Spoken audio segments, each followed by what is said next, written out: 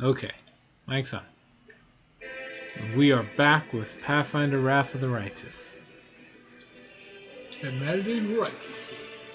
We are late.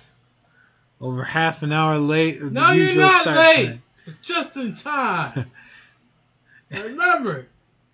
No, I'm pretty late. Until you get there. No, I'm pretty late.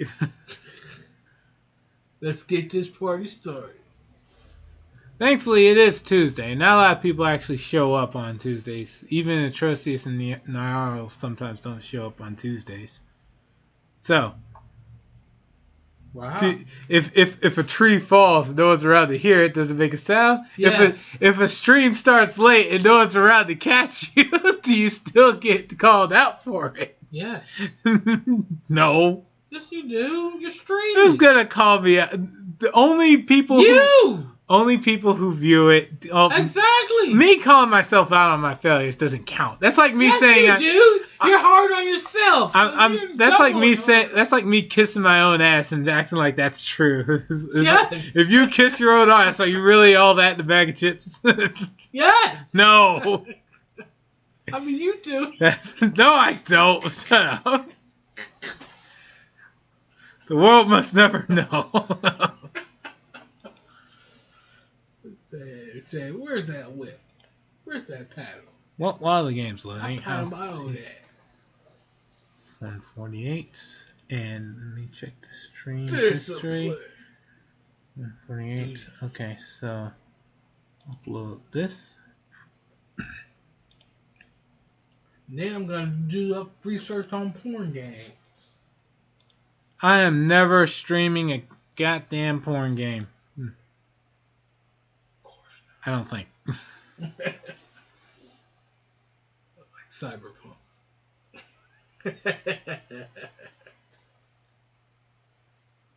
Where there's a unique mod. Yeah, maybe I should never say never, but actually no. If I ever do, I just get kicked off of Twitch. That would be the end of it. So even if I wanted to, it wouldn't happen. No, people would get kicked for that. Yeah, any of that. Well, maybe not. I don't know. Western games get kind of a different pass. Like the Japanese should just have it all blatantly out there, little girls included. Yeah, Japanese games get hit more than Western games for Twitch. I don't know. Maybe they don't like Japanese games in general. So I'll probably get away with streaming something as long as it's from a Western developer. Say European, they don't have no problems. They say we don't cut nobody out. No, you want to watch that stuff? They kick you. Well, no, it's the streamers. Yeah. Sure it is. You must gather your party before venturing forth. Yes, indeed. So you're getting the thief? I'm surprised. Hey, thank you for being able to join us, Trust. Yes, we were pretty late today. Or according to some people, I'm on time no matter what time I start streaming. That's right! Why don't start until you get there? Remember that. I don't think it works that way. At any rate, we've made it to... Streamers Plus! Scream, you freaks. I don't care about your... No, scram, you freaks. Oh, no, I've heard this argument already. Moving on. Into the harem of ardent dreams. First time here. A fearsome-looking succubus steps forward, blocking your path. Are you sure you're welcome here? This is the harem of ardent dreams, the palace of Chimera, chief demoness of the city, after Nocticula, of course. But when did Nocticula ever care about our petty concerns? Bottom line, this palace belongs to the person who really runs everything around here. Got it? Let's see. How does a feeble guard like you expect to stop someone who has vanquished hordes of demons on Galarian? Try to stop me. Atrocious, try to stop me. Come on. Or I wish to enter. I'm pretty sure I could get in the old-fashioned way. Like, I got invited by Valexia. Right? Shouldn't I be able to just No. hit in? No? No. So I should listen to Atrocious and just attack? No. You sure? Sorry, I wish to come in. So I wish to enter? Yeah. I'm gonna flip a coin. Oh, Lord. Stop trying to fight everybody. Alright, fine. I tried to fight everybody. Stop killing the beautiful succubi. I fought everyone in the flesh markets, more or less, so fine. I wish to enter. The demon shrugs. You are known in the city. I don't think Shamira would deny you an audience. Come in. Oh, there, you see?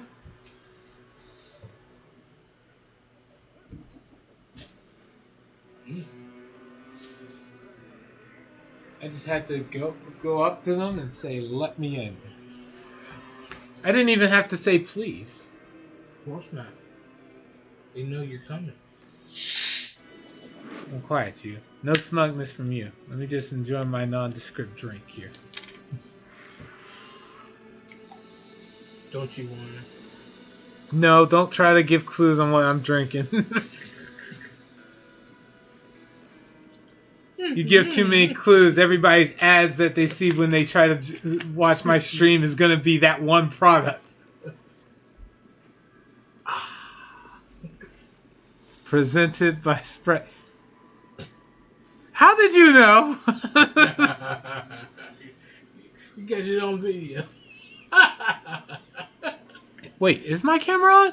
Yeah. If I need a little light to show... Hold on. Let me grab a piece of tape. It's always on. Alright. Oh, now they'll see whatever the tape shows. So... Alright, notes on a ripped paper.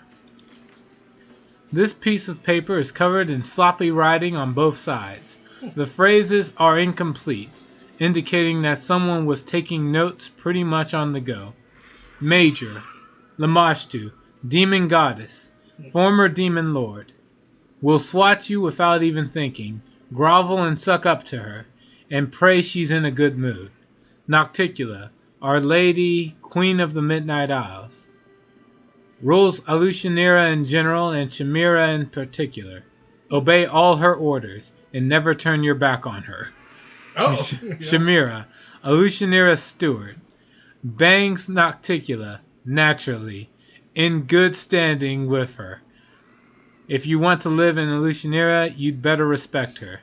Allies, Descari, Demon Lord. Rules the Rasping Rifts.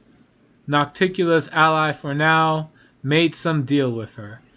Now his servants are all over the Midnight Isles. Don't touch them. That's not allowed. If you're off a Descari cultist by mistake, hide the body, cover the tracks, and pretend and pretend you know nothing. God damn. Okay. Important. Descari may be an ally, but he's a spawn of Pazuzu, who tussles with Lamashtu. Careful.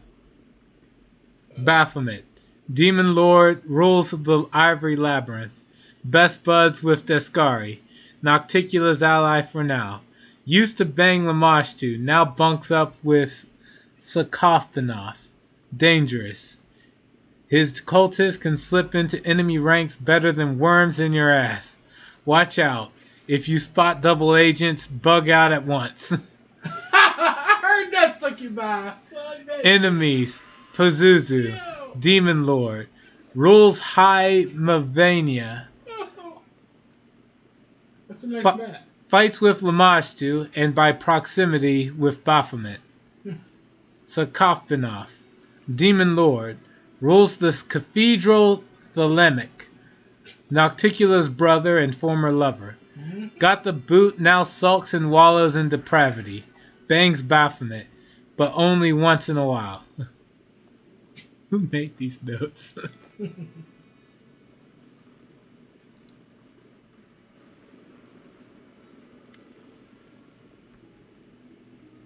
there's Valexia.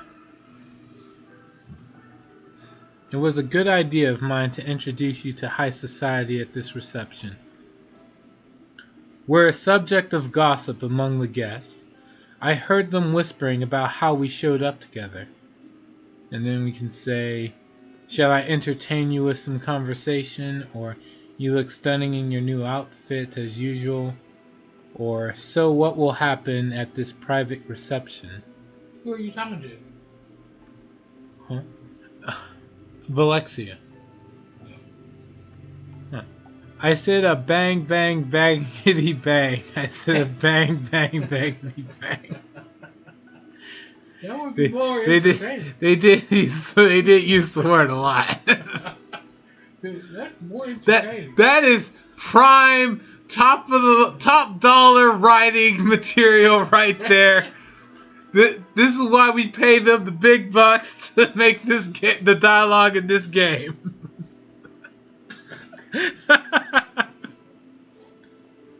All right, huh?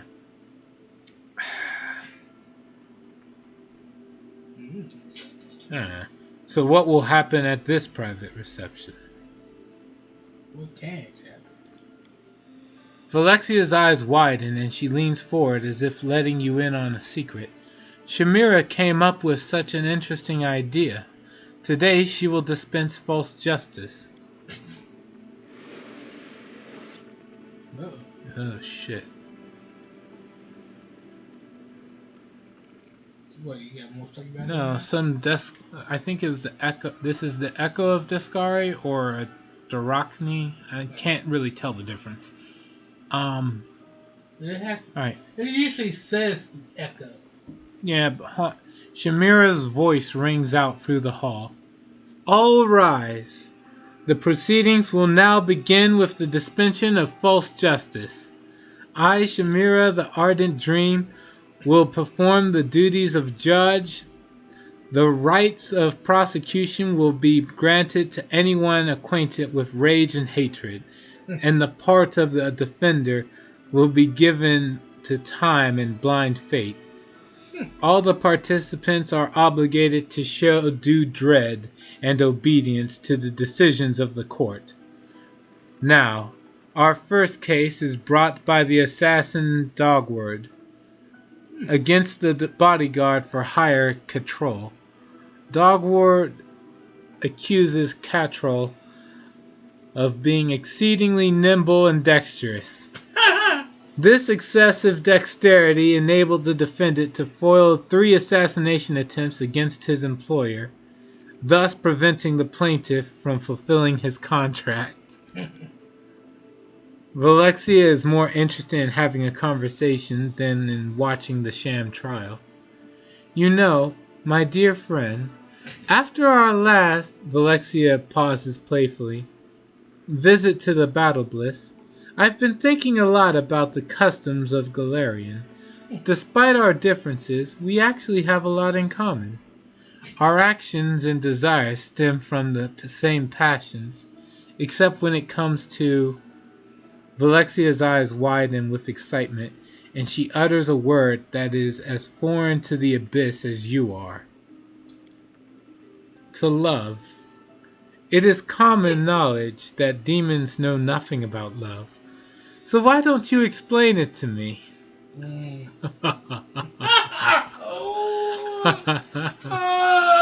don't think that's Richard Byrne. It's like I don't want to answer that. What is love? Baby, don't hurt me. Don't hurt me no more. That's probably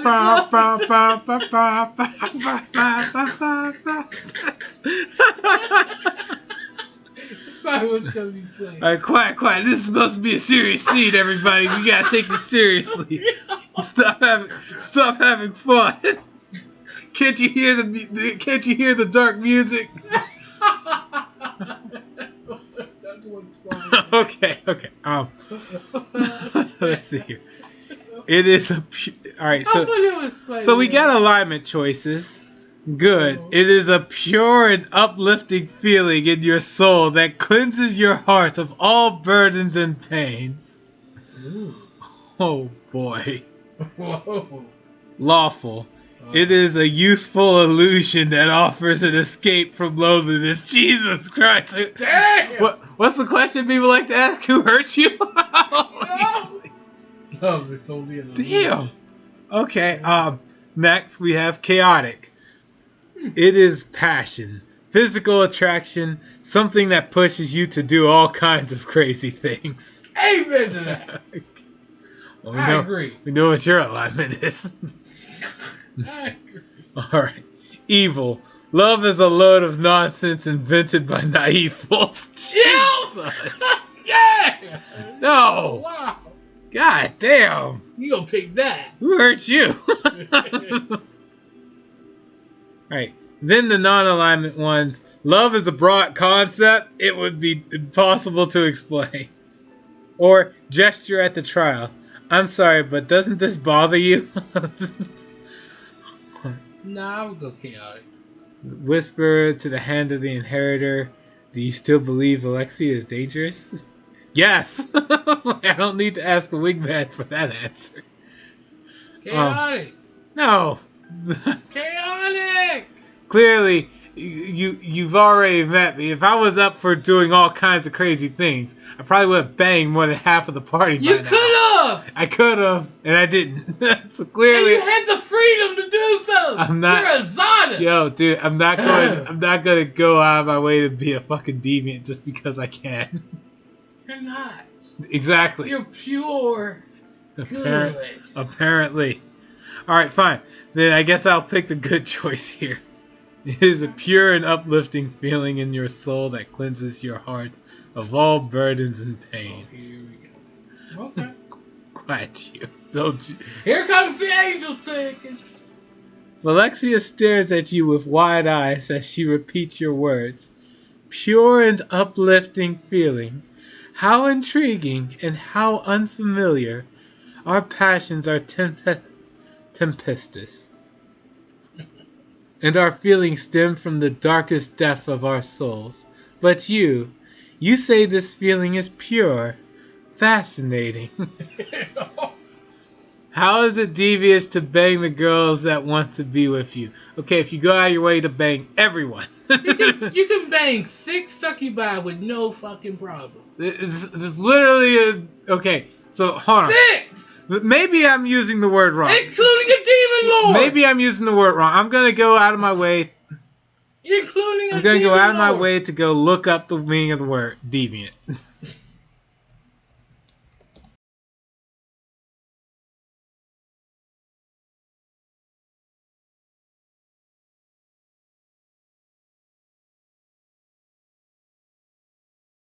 Deviant.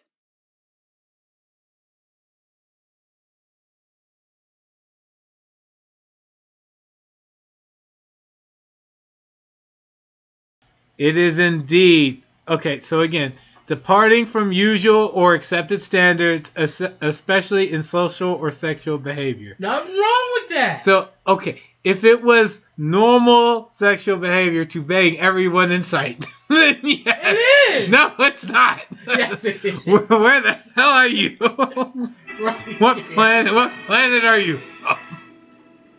I'm in here and now. You're here.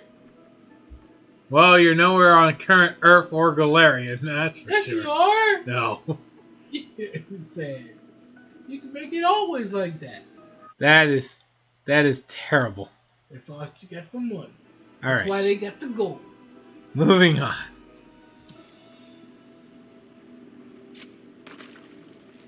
And they killed him. Okay. Growling with rage, Catrol the bodyguard has his head chopped off with a giant axe for being too good at his job. The crowd roars its approval, and the beaming plaintiff counts his coins. This is a perversion of justice. They're making a mockery of the very idea of a fair and noble trial. They enjoy ridiculing the law. Now let's see what's up. And Valexia. Is it not true that love restricts freedom, and that its harsh constraints can sometimes lead to cruel, evil deeds? Does not love force people to act contrary to their desires?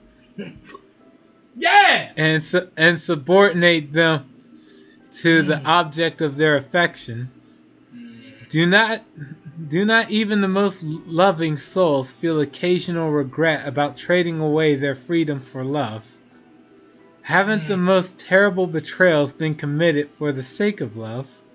Doesn't unrequited love cause mortals to commit suicide? And isn't rejection that's what happened to them. And isn't rejection the reason they often resort to violence and other terrible crimes?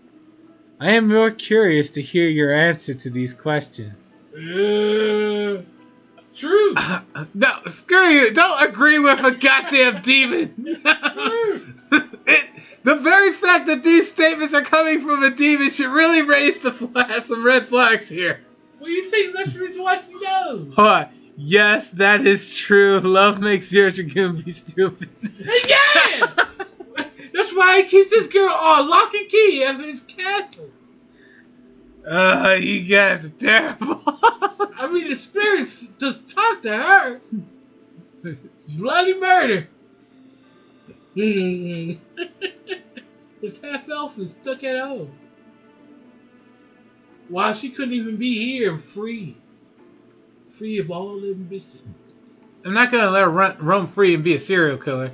Even against demons? But I'm not gonna kill someone off just because I no longer want to get with them. Even against demons? So she can start eating and drinking their blood? I didn't let her drink demon blood. What the hell are you on about? Exactly! At least, but you let her stay upstairs and still kill people upstairs. I'm not gonna let her kill anybody. That's the Did point. You put her in prison? No, I have her in my party.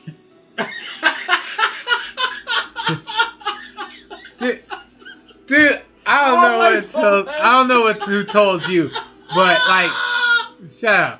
Like, Horgus Gorham kept her locked up in his mansion all the time, and that didn't stop her. That didn't stop her from killing people, and that's when she was level 1. I'm not gonna leave her in a random prison cell when I could do a better job of keeping an eye on her. While she still stabs people right in front of you, but okay. The people she stabs in front of me, I'm telling her to go stab, so that's different. Yeah, well, I have to commit some ritual. Okay. I don't tell her to commit damn rituals. All right. Moving on. We're going to read these options now. If you two are done judging me. Spirit cheerleader! Alright, let's see. Free front, free ball! The good alignment choice is... Oh, wow, there's multiple alignment choices. Alright, so... Good alignment choice. No, these things are caused by lust and dark desire, not true love. Lawful. Yes, when a mortal cannot control their emotions, their love can become a devastating force. That's why the feelings and emotions of the heart must be governed by the logic and reason of the mind. Yeah. Okay. Chaotic. I am against all constraints. Free love. Freedom! Let me read the rest of it. Yes, freedom! Quiet you. What? This is the only way. Free love always triumphs. As for crimes, well, no one ever said that love wasn't dangerous. Yeah! That is terrible. No. Yeah! No. Love can hurt! No. Love hurts! Alright. Love hurts! Moving on to the next choice. Alright. Evil. Ha! When people are in love, the first thing they do is shackle themselves to each other as tightly as possible. Jeez, who hurt you? God. What the hell? It's like somebody got burned pretty bad. Chaotic. The evil choices are miserable. Is there chaotic good? No, in Wrath of the Righteous, no alignment choice carries 2 alignments. Okay, go chaotic. Hold on. There's one. I can say I find that hard to answer. And then there's another lawful choice where you don't even regard her. You just talk about the trial. This is not a trial. It's a parody, and it's disgusting. Yeah. That's only if you were law. You would do that. I mean, I might pick the lawful choice here. And yes, that everything she said can happen if people can't control their emotions.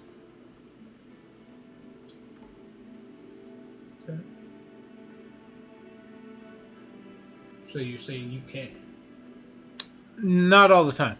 I'm not perfect. Chaotic. No, me personally, I'm not perfect, but I know I'm not perfect, and Then I try to be better. Chaotic. Freedom. No. Freedom. Nah, I'm gonna choose the lawful choice here.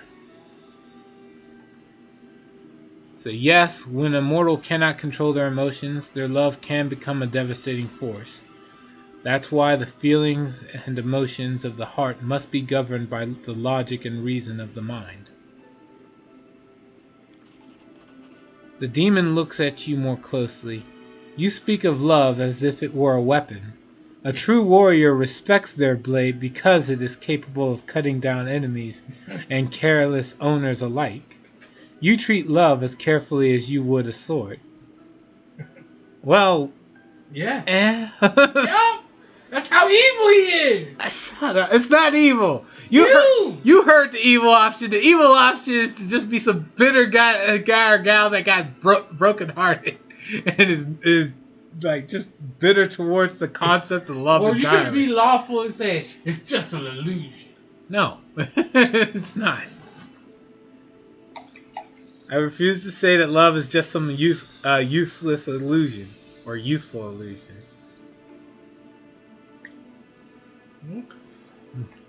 Alright, now back to the trial. The execution has the audience in an uproar.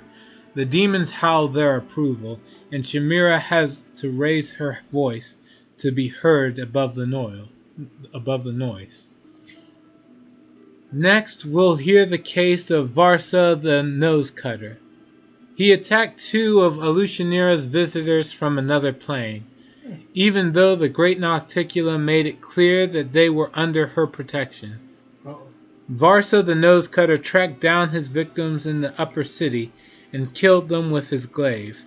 Then he robbed them and cut off their tongues and noses. Are you there? Yeah. This scrawny demon doesn't look like a hardened killer. He writhes in his shackles, yelling hysterically, "But I am not Varsa the Nose Cutter.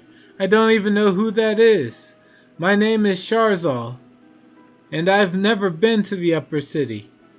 I'm not allowed to enter, even though that's where a slaver of my status should live.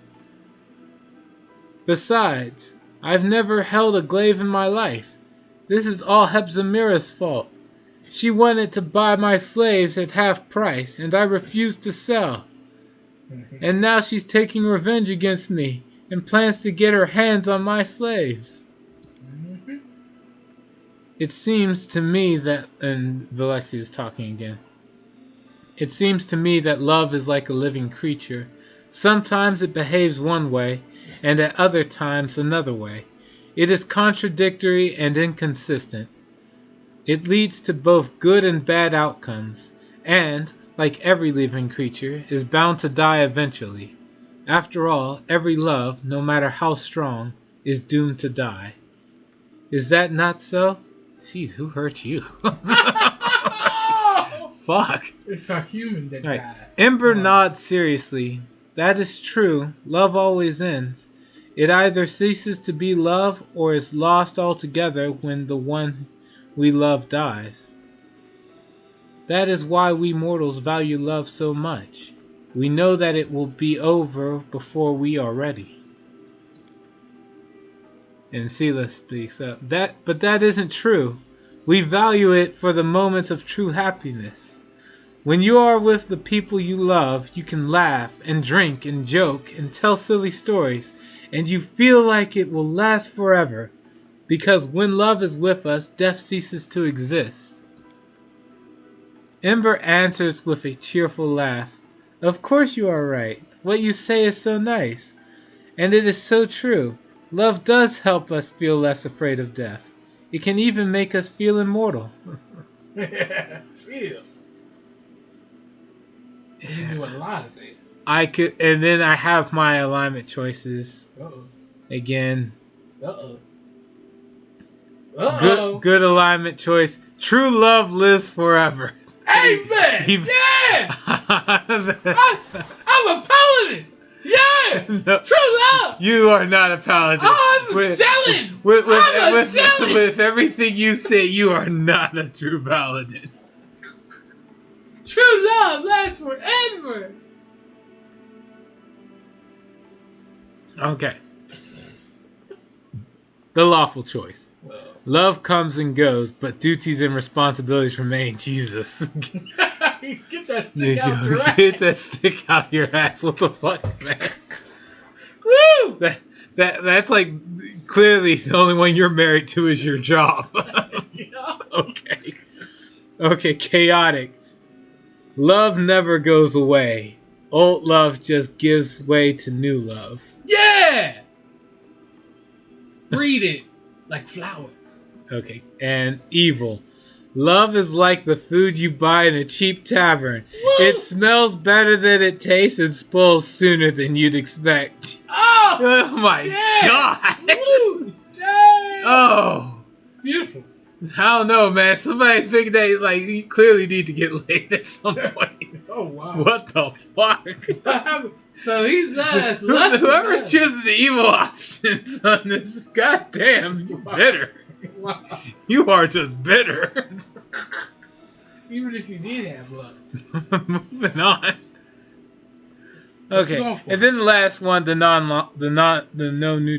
neutral, no alignment choice one. I will have to think about that after our conversation. Chaotic.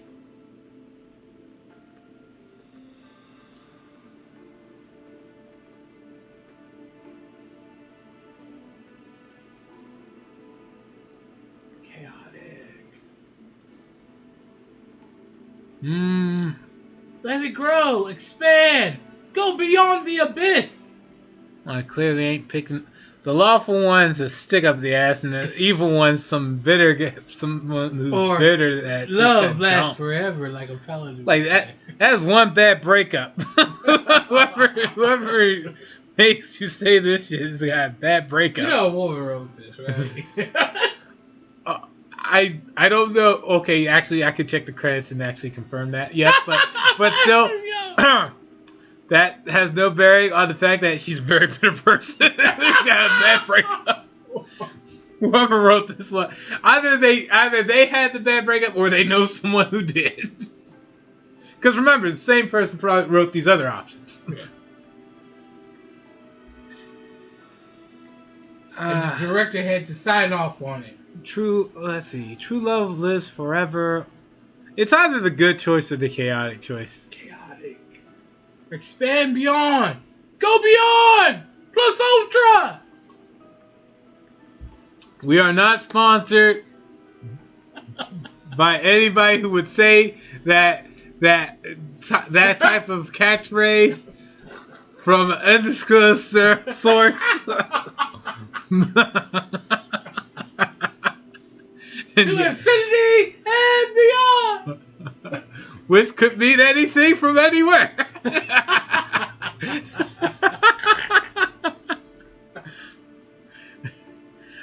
It's a running bit. All right.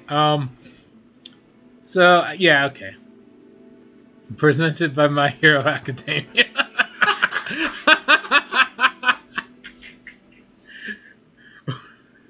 Well, I mean, if everybody knows where it's from, yeah, but whatever. Too bad only a girl has it. From what? Love. Love can empower people. Yeah, I can have love. What the hell's wrong with you?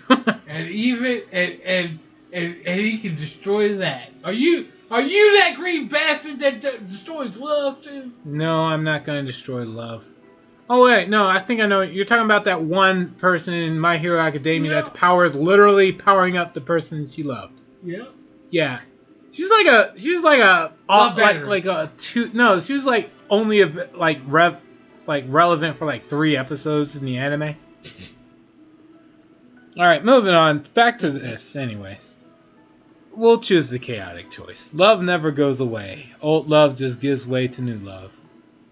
Which, you know, It's true. honestly, that makes sense. Like the love you have for the person you love can become becomes the resulting the result becomes kids you might have, and then love for your kids.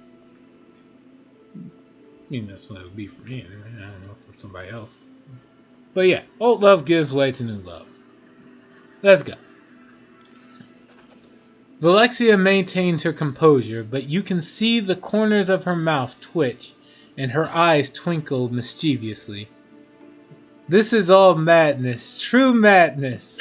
Everything you say is nonsense and empty fantasies, yet I find them impossible to resist. My head is spinning. What have you done to me, my cunning friend? Yes, you destroy love. Look at what you did to Arushale, your one true love. Yo! She is not my one true love! What the hell? Yo! She is not my one true love. What's wrong with you? I don't know what... Dude, this game is trying so hard to force me to date her, too. Even if you can convert it.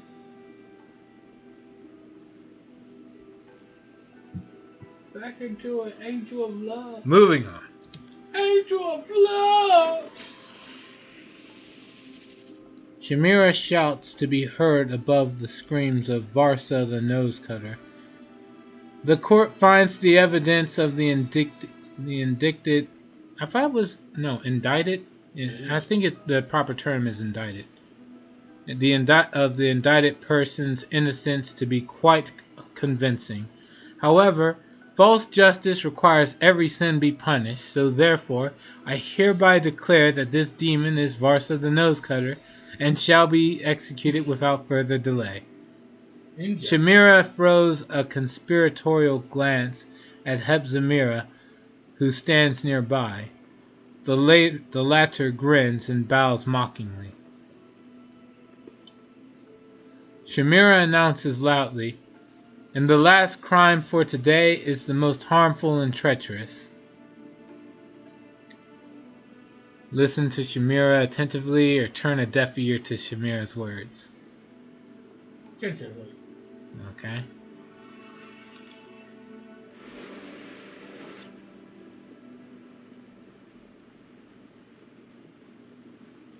The crime of sinful mercy, and the offense was further aggravated by an attempt at self-sacrifice. A tiefling is brought forward in chains. Shamira glares furiously at the bloodied, beaten figure. The mortal who stands before you is a descendant of Sharzai, a slave trader who died recently. A week ago, this tiefling was offered the chance to be an accomplice in the murder of his progenitor, Sharzal, in exchange for a portion of Sharzal's slave holdings. However, this mortal refused to participate in such a cunning, highly profitable murder, driven by some insane familial sentiment and a disgusting display of fondness. Shamira literally spits out this last word. He warned Sharzal about the possible attempt on his life, and personally hired Catrol, one of the best bodyguards in the Lucianera, to guard his father's life. Shamira has to shout to be heard over the indignant clamor of her demonic audience. There's more. During the last attempt on Sharzal's life, this mortal, driven by the most disgusting feelings of duty and gratitude for his own existence, tried to cover his father with his own body to save him from the assassin's dagger. Oh, damn! We find such actions to be criminally insane and dangerous. Damn! Therefore, false justice demands that we sentence this mortal to death. Sharzal's property will be declared destitute of an heir, and henceforth accessible to anyone who wishes to take possession of it. The tiefling is too weak to protest, and at a signal from Shamira, he is executed by the guards. Valexia smiles at you, her eyes sparkling with excitement. She seems uninterested in the drama that just played out before your eyes. Okay. Thank you for our conversation. I expected to find it interesting, but I had no idea that our discussion would be so thought-provoking. I am so glad I decided to come here with you, and I sincerely hope that you'll visit me again. I hope to see you at my manor soon. 6! Oh, I can have a conversation with Waldorf. I don't know. It just came out. Okay. I host small receptions for the most interesting and noteworthy residents of the upper city. Conversations at these receptions are always entertaining. If you were to attend, I would continue our discussion of love. Of course, I seriously doubt my guests would be as interested in this topic as I am, so perhaps we should finish our conversation in private. I hope to see you soon, dear friend. Don't stay away too long. I'm looking forward to your next visit. We'll chat! Valexia gives you a dazzling smile, then vanishes into thin air. She'll kill me if I do that.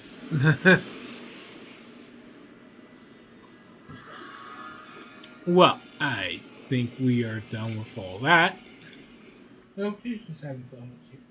Yeah, I don't think I want her idea. She's not like a demon, though. She is a demon. Oh, the waiting's never fun. Magritium Turinos.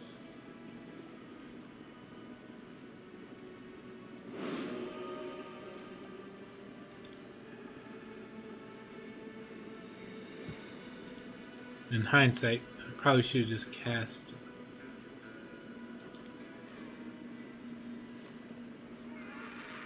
Wait,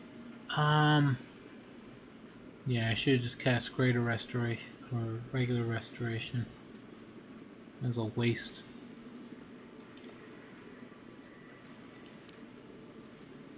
Magritium Turinos.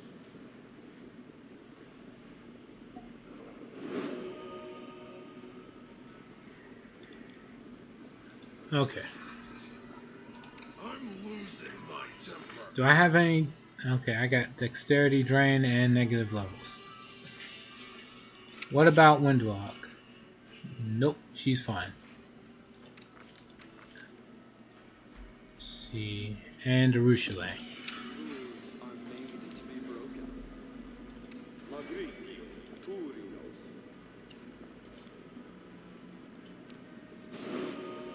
Magritium Turinos.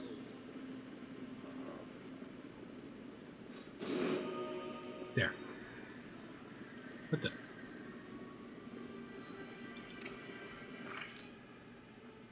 Okay. Miss me already. Magritium Turinos. Alright. Now, who do I talk to? Just a bunch of commoners. That tiefling was so pathetic, how charming. And that's all they're saying. That was just amazing. False justice is so much fun.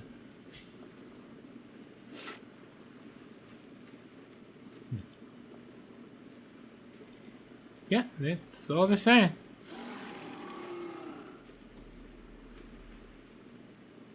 Right. Cambion Marksman. Cambion Defiler. Okay.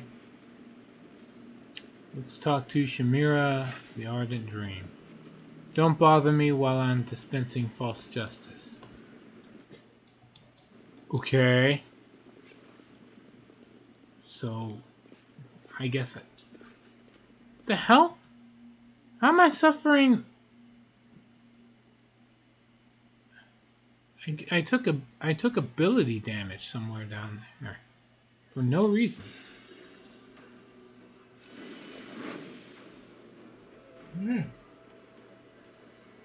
I just healed it and it came back.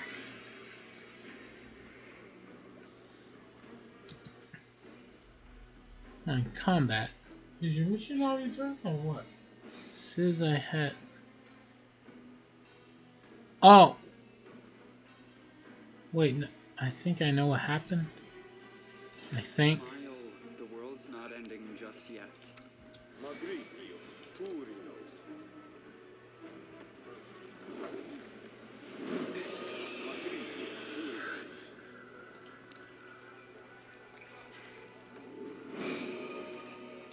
Yeah, it's not actually doing anything for him.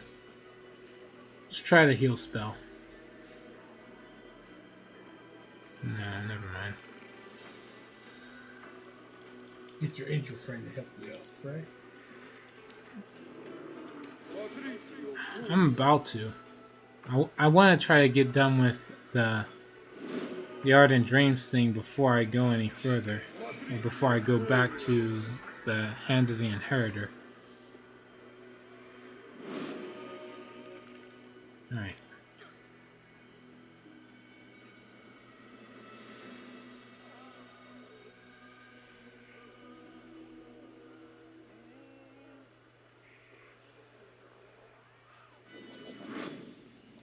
Alright.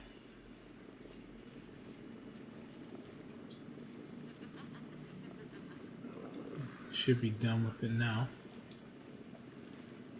I can't even talk to anybody now. Wait, is she not here? Chimera of Ardent Dreams. Alright, no, I can talk to her now. Alright. A red-haired, beautiful demon sits majestically on the throne, an aura of bright light blazing around her.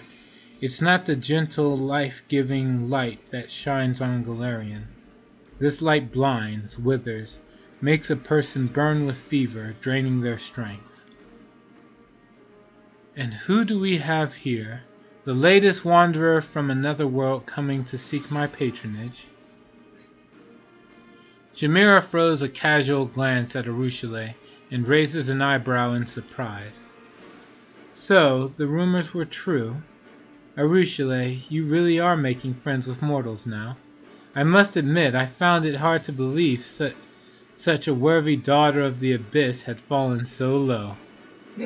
Chimera falls silent, but receives no answer. Well, not that I really care. Alright. Less of your arrogance. You have no idea what powers I can... I am never going to talk like that. I didn't even do that for the bartender over in, like, some random tavern. Let's see. I have a few questions. With a sigh, Chimera hisses irritably under her breath. Curse Nocticula's hospitality for bringing these strangers from other planes to my city and my harem. I want to know more about Nocticula. Pursing her lips in a smug smile, Chimera answers with venom in her voice. What exactly are you expecting to hear from me, beyond what any other resident of Illusionera could tell you? Yes, I am closer to Nocticula than anyone else, but do you really think I'll spill her secrets to you? Our Lady in Shadow doesn't like to be discussed behind her back, and the scope of her realm, the entire Midnight Isles, proves that her anger can be extremely dangerous. She is worshipped on many planes, including Galarian, right? At night, she sometimes comes to insane rapists and murderers and paints in their minds pictures of immortality and horror, masterpieces of lust and despair. She is the first succubus and most powerful and most seductive. The murderer of countless demon lords and usurper of their abyssal realms. Over the bodies of their victims she climbed to unbelievable heights, and now she stands far above her loathsome brother, Sakophbanoth. Thus she has proved her victories were gained not just by the means of her power, but also by her great intelligence and willpower. Sakophbanoth. The demon lord Sakophbanoth is the patron of sexual and other hedonistic gratification, seeing the world as his plaything, one that serves up the violence and destruction of which he is especially fond. He is the brother of Nocticula. What kind of harem is this? Shamira snaps irritably. What do you think? Because I, Shamira, the ardent dream, the chosen lover of the great Nocticula, every time she grows weary of plots and conspiracies and craves wild passion and warm caresses, she comes here to her harem. Okay. I've seen you with Hepzibah at the flesh markets. Tell me about her. Hepzibah is an honored guest here in Alushanira. I am not going to discuss her with every stranger I meet. Okay. How did you achieve such a high standing? You don't know my story? This explains why you're not on your knees before me. I was once a celestial being, and my fiery wings carried me from the upper planes to insignificant little worlds like your Galarian. I gifted fantasies and dreams, kindled flames in the wild minds of dreamers, and I loved it. Sometimes these fantasies took shapes too daring and unbridled, or so it seemed to me, but I made no effort to stop it. A dream is like a bird, or a dream is a bird, not a horse. You can't restrain it, you can only herd it with your reins.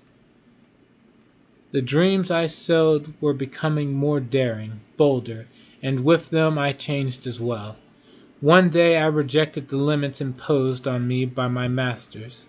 In the world I was visiting, a wildfire of dreaming broke out. A dream so daring and bold it could come to fruition only through great atrocities and monstrous immoral deeds. I could have stopped it, but I didn't. I was mesmerized by this great vision. I didn't return to my world, as I would not be accepted. Instead, I descended into the abyss, looking for someone who would truly appreciate me and the dreams that I bestow. Nocticula noticed my flame blazing over the dark waters of the ocean. She came for me and shrouded me in her shadows. That night was very memorable. Since then, I have served her and have been her closest friend and her right hand. I have no more questions. Shamira responds with an icy smile. I was happy to satisfy your curiosity, you annoying and talkative mortal. I came here seeking your patronage.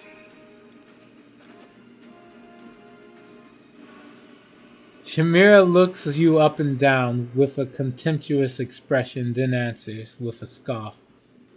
So what use can you be to me, you foolish little mortal? The most powerful demons serve me. What can your pitiful self offer me that they can't?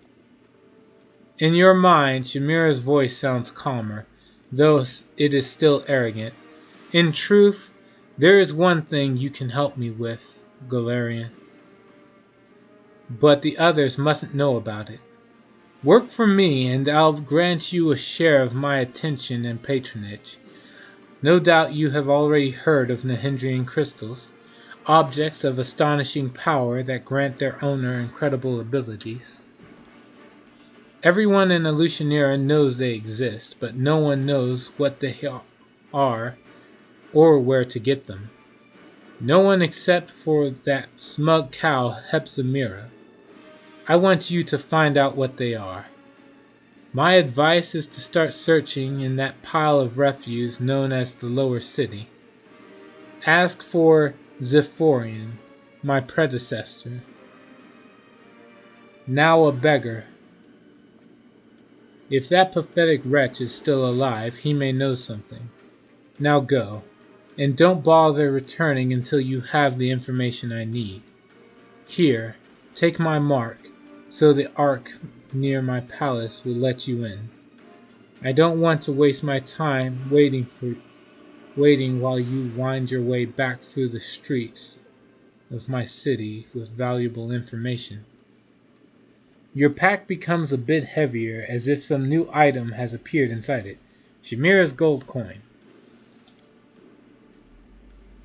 The hand of the inheritor addresses you. an undercurrent of alarm in his words.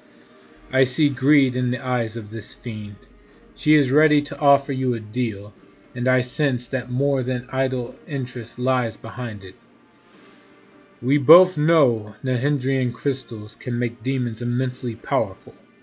We are pursuing Hepzibah to prevent her from creating and unleashing upon us an army of mythical monsters transformed by these crystals. Yet, if you reveal the secret of the crystals to Chimera, we risk simply trading one enemy for another.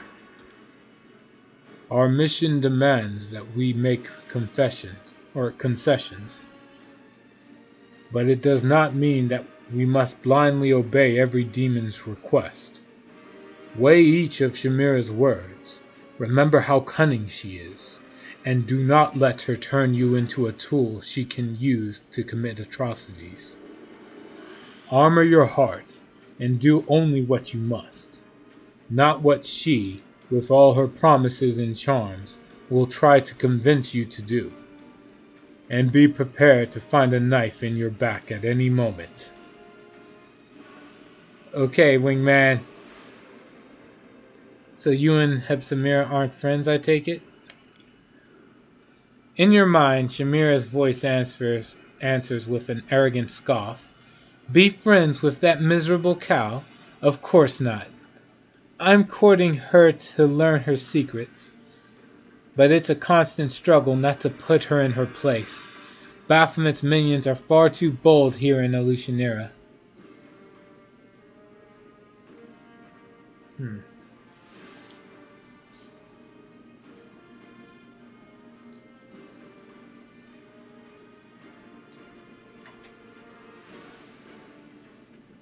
Alright, let's see here.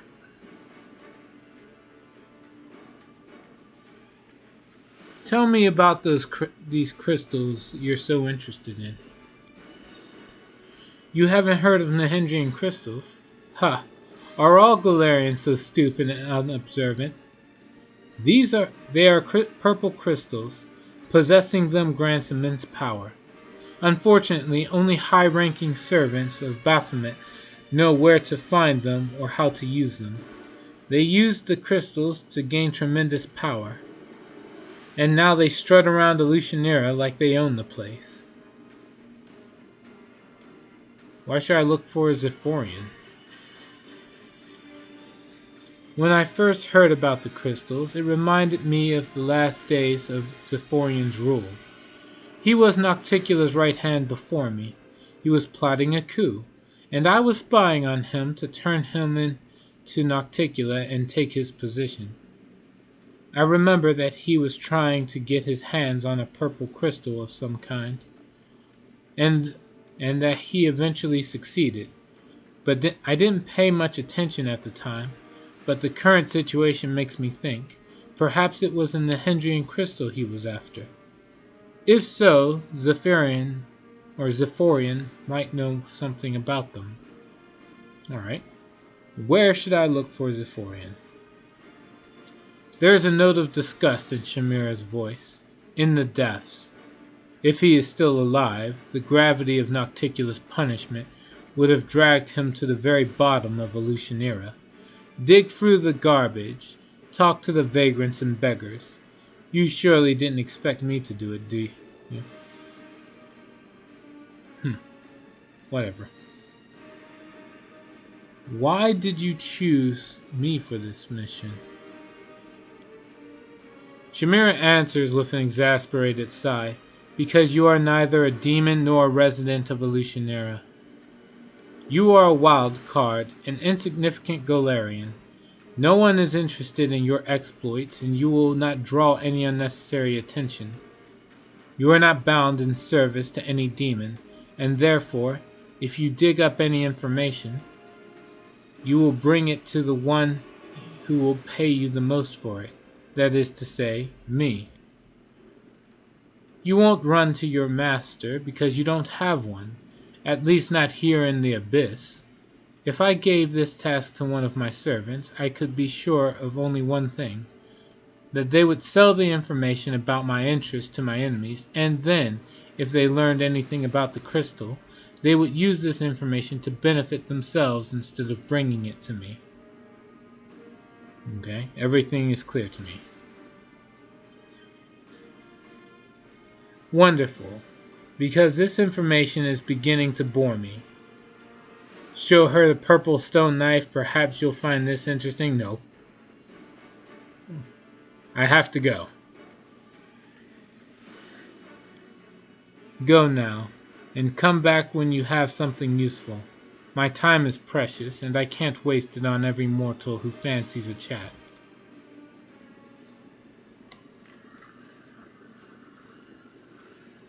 Alright.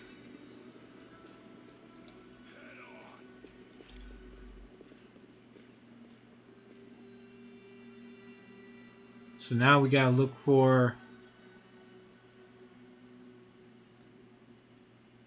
some guy named Zephorian.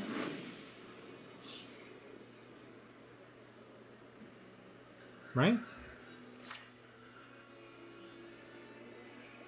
Yeah. More quests. Yep. Find Zephorian. See, the commander's exploits are the subject of every conversation in Lucianera.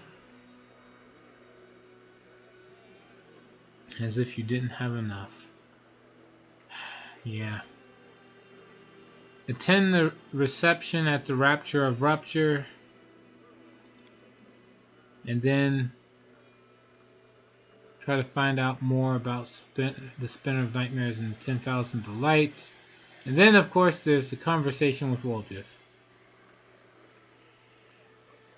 Says, okay.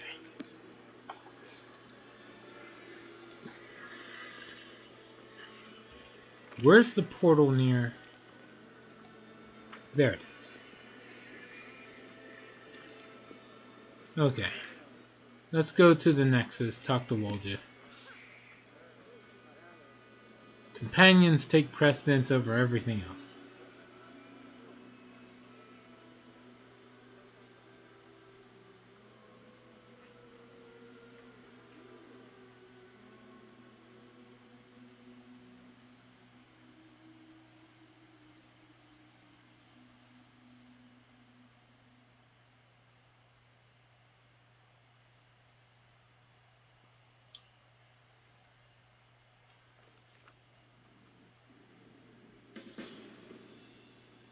Alright. Waldorf isn't looking at you. His tail twitches nervously from side to side. Chief, Waldorf scratches at the back of his head, painstakingly choosing each word. I went someplace, you see. To an abandoned mansion. It's in the upper city, not far from Nocticulus Palace. You can't miss it.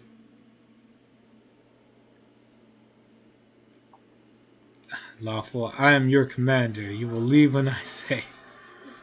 So you're trying to betray me again and run away? And last one, the one I'm probably going to choose. What do you mean you went to an abandoned mansion? Well, I walked. Used my feet. You know, that's how people walk. Waldorf shifts his feet back and forth like he's dancing on hot coals. I woke you up. We're not complete strangers, you know. I need this, Chief. I've been thinking a lot here about myself and you and the moon of the abyss, and yeah, alright, I'm lying. I didn't think, I tried not to think, only the shadow started talking to me, even when I didn't want it to. It told me where to go, said I needed to come to terms with who I am. But maybe I don't want to understand. Maybe I'm better off being kept in the dark. Waldorf takes a small breath. I already know who I am. I'm a poor thief and a loser. Born at the wrong time and in the wrong place to the wrong people. But I want to be stronger, you know? I'm used to this. To this moon of the abyss. And if it can give me even more, I'll take it. Otherwise, this Votio will keep bothering me till the end of my days. And everyone else will keep kicking me around. I know I'm kinda in your gang. I mean your party. And that helps things. But it can't keep going like this forever, you know? Everything's gonna fall apart someday. And the party will fall apart too.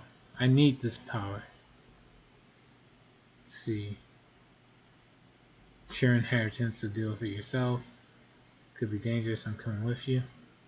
Wait, did your shadow speak again? What exactly did it tell you?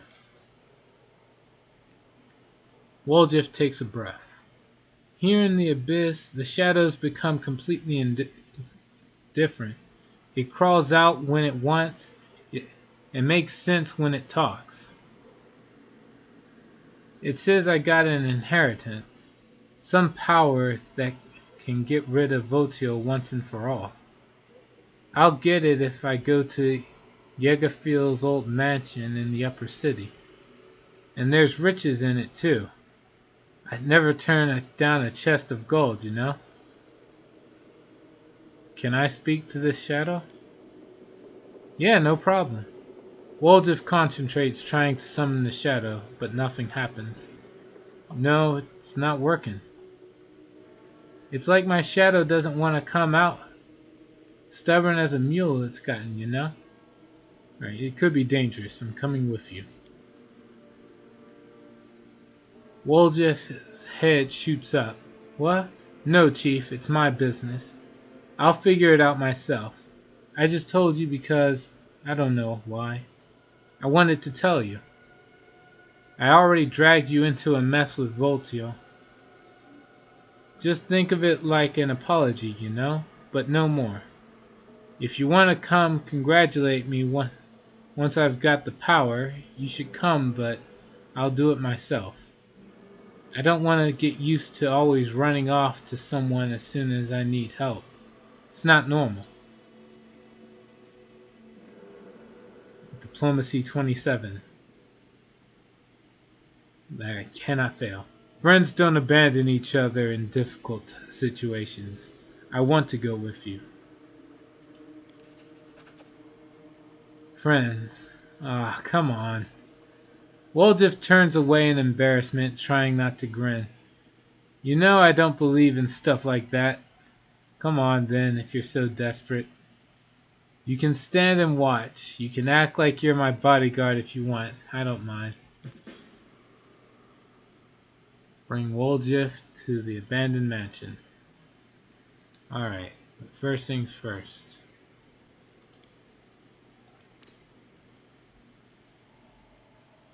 Can I unsummon this thing? Yeah. Just summon and unsummon.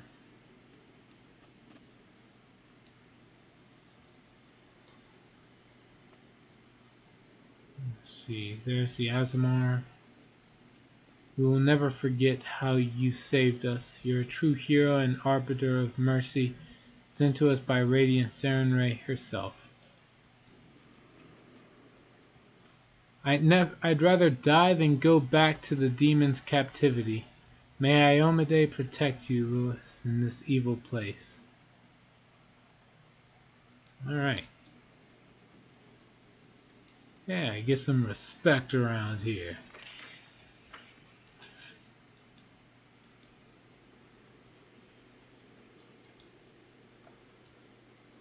see. Well, there's the hand.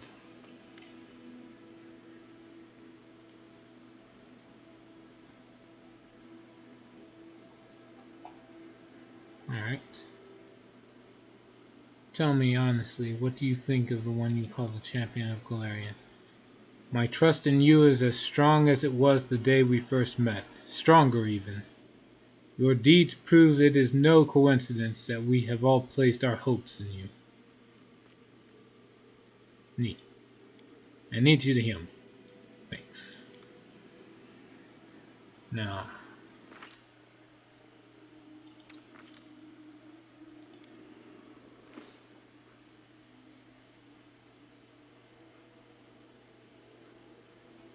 Is there any better daggers for me to put on right now?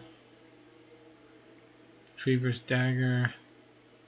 +2 dagger with a ×3 crit mod. Let's see, and then this one, whenever it crits,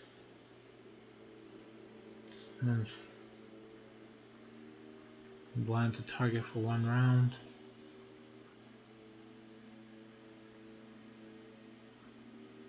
Edge of Force.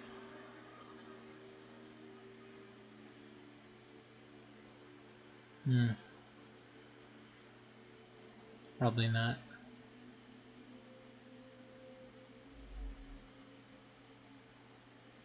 Makes 2 additional attacks during a full round action. Yeah, I guess I'll give that.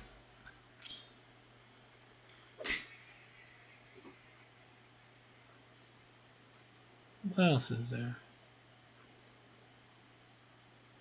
I think that's it for the daggers.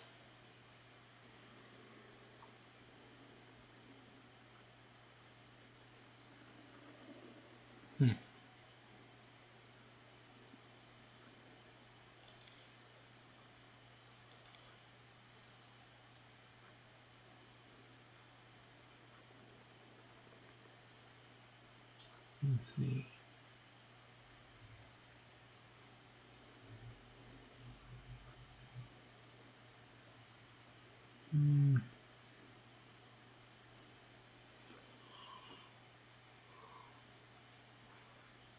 I guess give him this. The Toxic Wrap. Makes enemies sicken upon landing a sneak attack.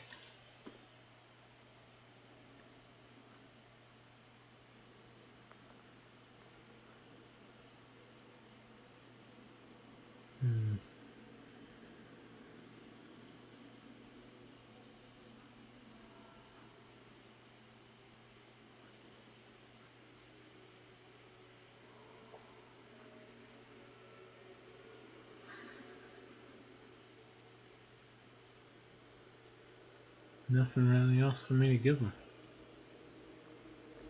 Alright.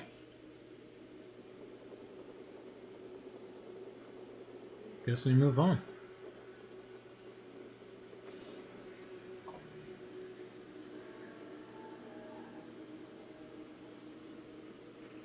Alright. We're about to move on to Waldorf's quest. See what we can do from there. Who do I kick out for Waldorf? What do you get? Sela, Windwog, Ember, Arushale, and Dayron. Damon. Sure.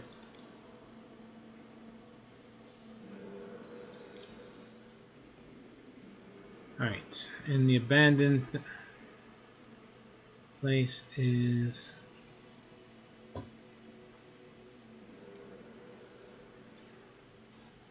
The abandoned mansion's somewhere in the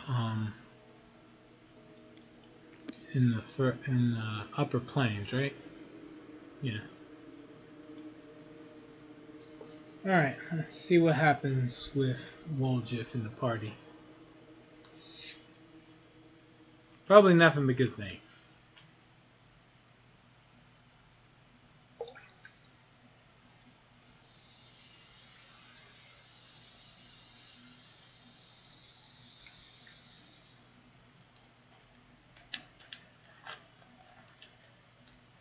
Alright, moving on. What's the next part of it?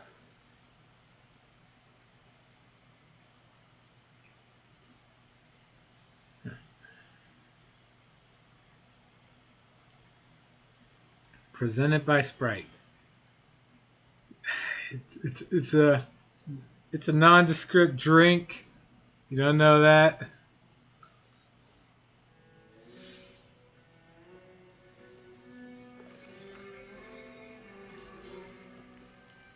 Maybe I have more than one soda here. And in hindsight.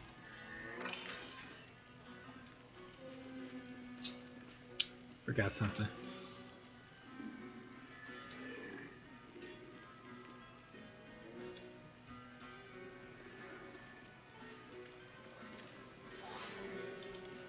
Go on to the upper city.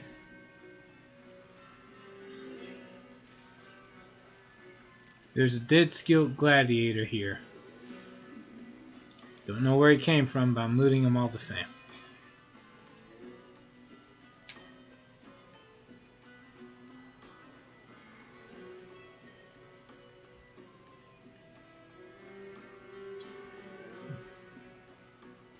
I mean, I can venture to guess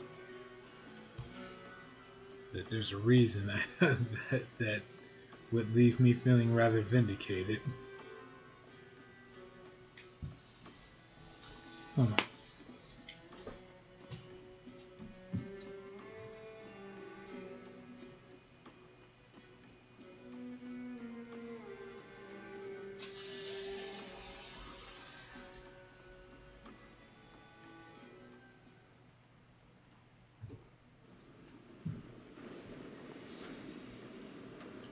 Sorry.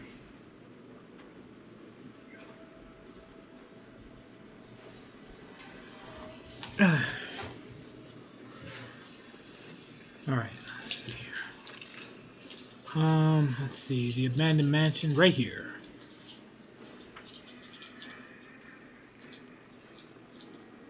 The time is 5:14 p.m.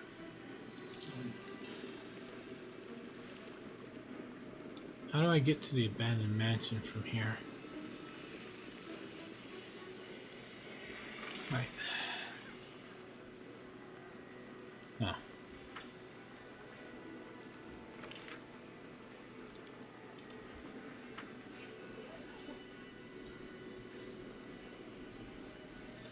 Pull down. And from here I should be able to.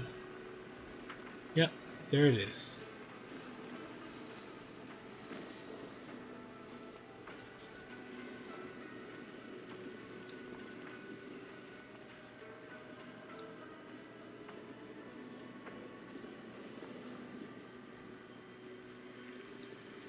The entrance is somewhere around here.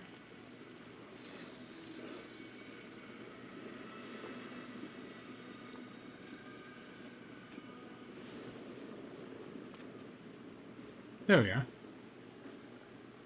The abandoned mansion. Save.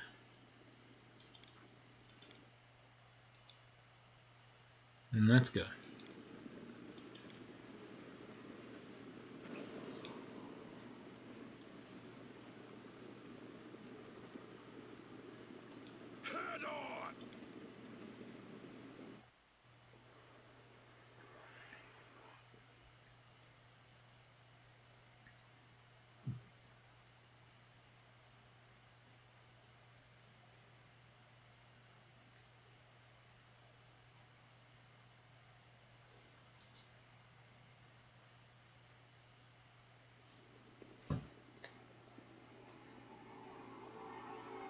Head on! We already looted this place earlier before we even heard about any quest.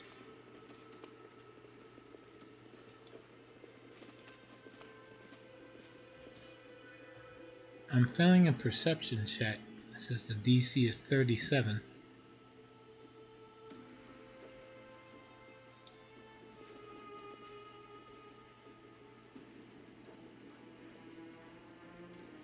Everyone but Arushale has made it.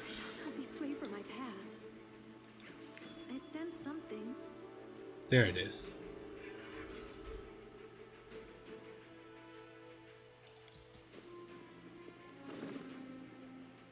Oh, secret room.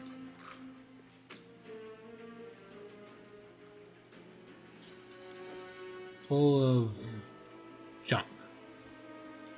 Where you get? Nothing magical, just some easy gold, some odds and end trinkets.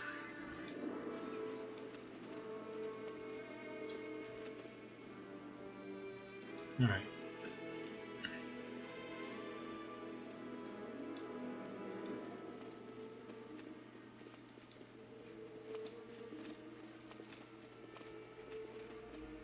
Nothing here.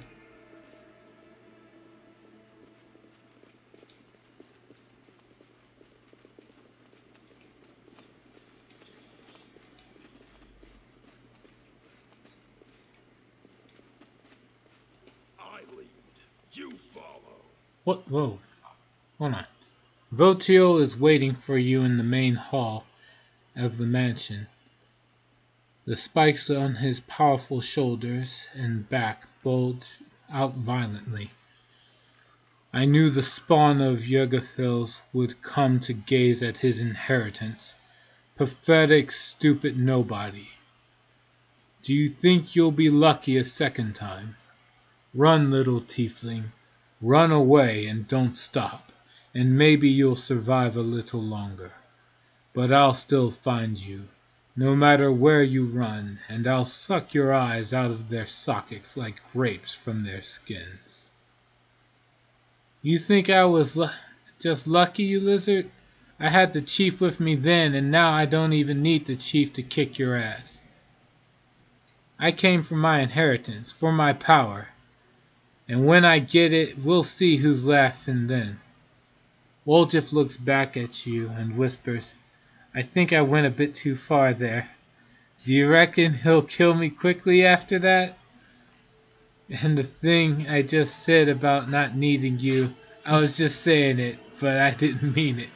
So don't get any ideas. Okay. There's a reward for this tiefling I want to cut. Evil. Attack, enough talk. Right, huh? Why are you so eager to destroy Waldorf? He hasn't done anything to you. He and Yggdrasil are all guilty before my mistress by virtue of their very birth. Lady Hepzibah, the strongest child of Baphomet, hunts down her unworthy brothers and sisters, because she alone should stand before the throne of her father, the Lord of the Labyrinths. I will tell you how Yggdrasil was killed, you pile of refuse, and this story will be the last thing that you hear. No one can escape from Mistress Hepzibah. Yggdrasil tried. At first he settled down here in Elutionera. He thought that in the lands of Nocticula no one would get him. Ha! I found him for my mistress.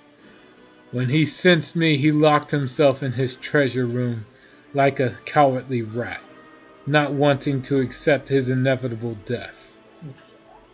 I carved through his henchmen and reached his hiding place. The bones of those who did not have time to flee crunched beneath my feet. I tore down the doors of the treasure room, pretending to myself that I was ripping apart the pathetic coward, but inside I found only a corpse. Oh, my lady was so pleased, but... The demon's small eyes squint suspiciously. I knew something was wrong. The corpse lay in front of me, but I felt sure that Yggdrasil had escaped. I tortured his servants until they revealed the secret of the moon of the abyss. I made them search every corner, but the moon was gone. How many years I searched for it, and then I found not only it, but this tiefling as well. Lady Hepzibah will reward me when I bring her the horned skull of a defective spawn that it dishonors the blood of Baphomet. And she will reward me twice over when I reveal the escape of that scum Yggdrasil. So, is Waldorf a descendant of Baphomet himself? Yeah. Yeah, so you're telling me I'm related to old Baphomet. How'd that happen? Lord Baphomet conceived many demons, many bastard children unworthy of their father. One of them was Yggdrasil, who made his way to Galarian. His blood, and hence the blood of Baphomet, flows in you, tiefling. Lady Hepzibah will destroy all who defile the purity of this blood. Hold on. So does this mean that when you were telling me all those tall tales about actually being a prince of a faraway land, you were actually telling the truth? Looks like it. Go figure. Walt just shakes his head in disbelief. I mean, I thought I was lying, but turns out I tripped over the truth without even knowing it. You sure did, Sela grins. I seem to recall you wangling 10 coins out of me, promising to repay me with heaps of gold once you found your family and got your inheritance. Well, it's time to pay up. The thing is, my family is still alive and kicking, see? Why don't we revisit this topic once we're not under threat of a slow and painful death? Hey, we're prepared for the demon. Fuck that. What is this moon of the abyss? Ask the tiefling. If Yagafelis left the moon for him, he should know the answer. Nobody explained nothing to me. I don't even know why it's so important. Why does nobody ever tell me anything? I don't even know who this Yagafelis guy is. My grandpa? My great-grandpa? My uncle? Voltio howls with laughter. Stupid tiefling. You don't even know why you are going to die. The demon that caused you to be born will also be the cause of your death. How did you know that Waldorf was coming here? I was informed that the tiefling was searching let me try to read this again. I was informed that the tiefling I was searching for had set foot in the streets of Elutionera. Where else would he go but to the mansion of his ancestor looking for treasure? The shadow brought me here. The shadow I should have known you were here, because it always protects me from you. But why? Why didn't it warn me? Could you just take the moon of the abyss and leave Waldorf alone? Voltio laughs hoarsely. I'll take the moon of the abyss, yes, but I'm in no hurry. And you're going nowhere, skewered on the edge of my spike. That's where you belong, just like your friend, and everyone else who decides to intercede on his behalf. I will make a goblet of your skull and bring it to my mistress. If that counts as leaving you alone, then you will have peace aplenty. Ha ha ha ha ha. There. Okay. That's so mad. Well, enough talk, Jack.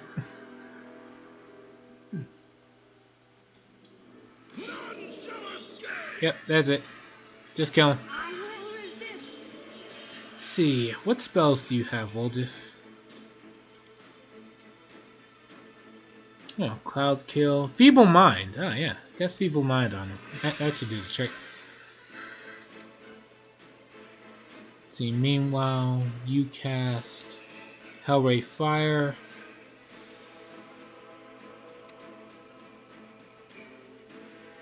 I'm not kidding. Just cast Smite Evil. Fire that burns fire.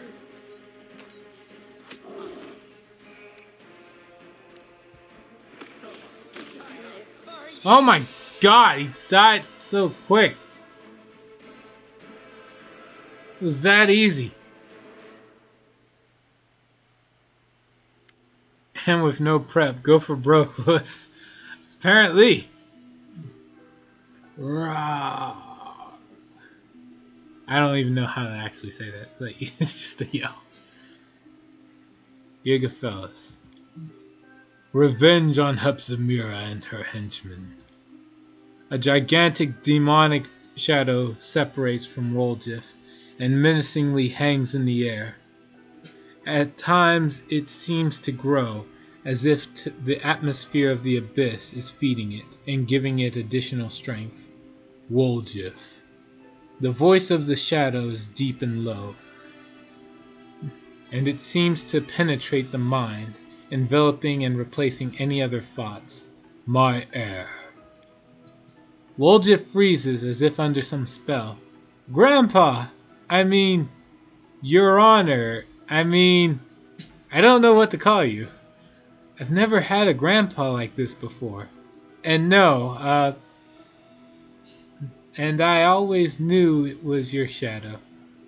You're my guardian demon, huh? Ha! Well, why not? Always knew I was special. A prince or something. And this this is the Chief. You should get to know each other. Chief, this is my grandpa. Not even a demon, but the shadow of a demon. You're pathetic. God damn, no, I'm not saying that. It's a pleasure to make the acquaintance of the demon who outwitted Hepzibah's henchmen. It is easy to deceive those who do not know what you know. My grandson Waldorf discovered this knowledge without my help, and I am proud of him. He deserves to become my heir, the one who will take my strength and avenge the fall of our branch of the family. A new Jägerfellis will rise again. That's great and all, Gramps, but I'm not quite following you.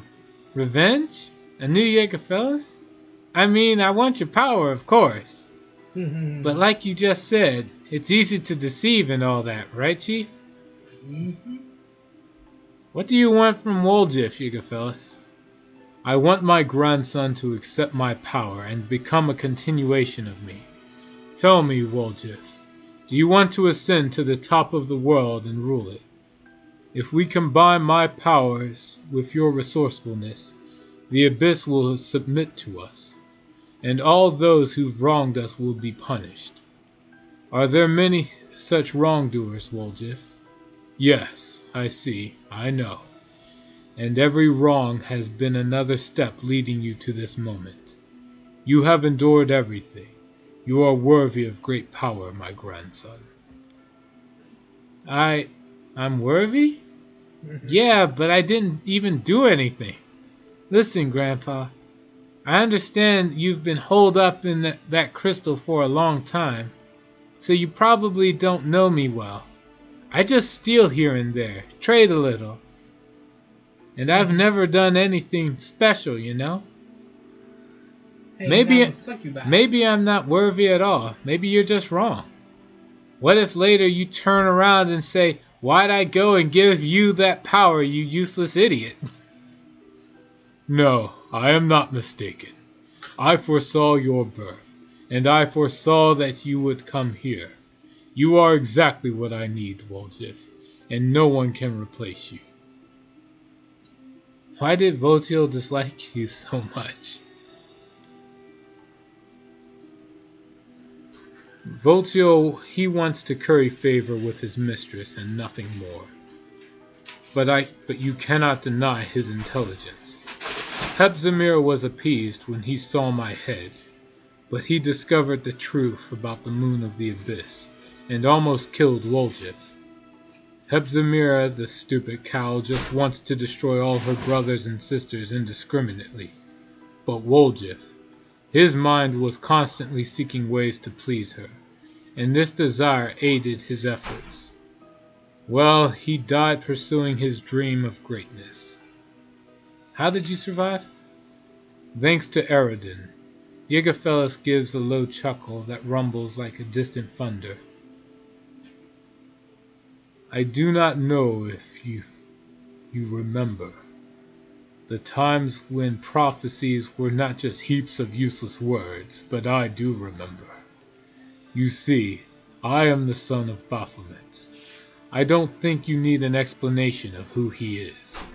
Baphomet conceived many children, but my sister Hepzibah wanted to be the only one. She marked us for death and hunted us down quite successfully. I did not want to be among her victims. I hid in Illusionera, but I knew it wouldn't last long. In the end, I decided to learn my future.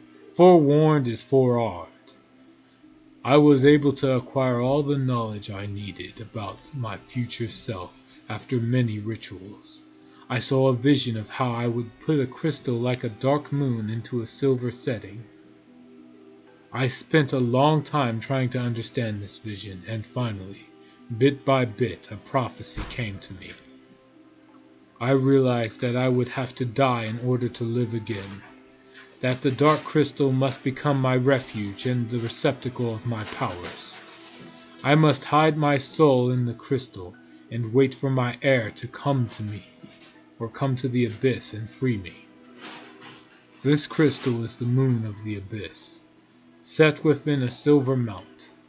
I sent it to Galarian for my grandson. Do you see, Woljif? I anticipated your birth like no one else. Demons don't give something for nothing. What do you want in return? I have only one condition, and it is a very small one. Yegafelis shrinks down to the same size as Woljif. My spirit will enter your body, Woljif. It will hide within you, just as it hid within the crystal, invisible to you and invisible to others. So you sort of want to take over my body? Woljif looks disappointed. Really, Grandpa? I thought better of you. I'm your grandson, you know. You shouldn't treat your grandkids that way. You take care of them, put up with their hijinks and stuff, not make puppets out of them. Life has taught you to be too cautious, Woljif. I do not want to take your body. I want to help you. Who were you before you found the moon of the abyss? A pathetic thief from a small town. A coward and a traitor. A boy who was hated by his own mother, driven away from everywhere he went. And now look, Voltaire is dead. Look at all the treasures that are rightfully yours. And this is just the beginning. You will become the prince of the abyss, my grandson. Yegafelis' voice grows lower, more insinuating. As for my living within your body, your success will be my success. I will only give you advice, as I did in the World Room, and you will be free to choose whether or not to listen. However, I see that words will not satisfy you. Let me show you what you will gain if you agree. You say I've been driven away from everywhere, but the chief hasn't chased me off yet. So show him too, since we got into this together, Chief. Actually, it's fine. Don't worry, forget about it. Do what you want. No, I can't accept his gifts. Don't even look at them. You're making a mistake. Or say, show me too. I don't want Woljif to have to face you alone. Yegafelis shows no sign of impatience, but his darkness seems to become deeper, more compelling. What a loyal friend you have, Woljif. But maybe the chief just wants to guide you every step of the way. Maybe he is just afraid that you will become too independent. Woljif looks to you as if trying to find the answer, but then he turns away. I don't know, Gramps. Maybe you're right. But even if the chief mouths off, even if he doesn't do what I like, he's still the best thing that ever happened to me. At least let him take a look. As you wish. Yegafelis begins to grow, his darkness pulsating as it surrounds you, until you are completely enveloped and nothing else can be seen. There is only silence, only darkness, and a soothing voice.